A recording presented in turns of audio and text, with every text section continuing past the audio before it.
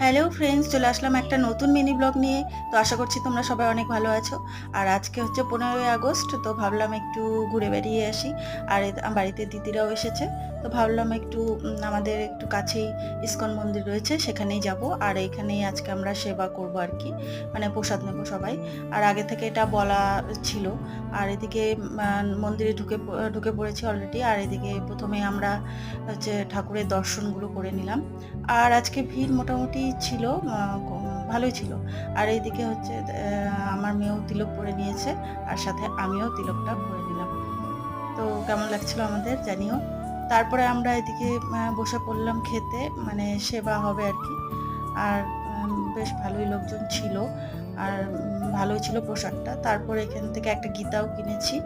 তারপরে এই দেখো একটা মিষ্টি গপু আমাদের সাথে, আর আমার মেয়ের কোলে বসে আছে। তো ভালো লাগলে একটা লাইক করো, সাবস্ক্রাইব করো, টাটা।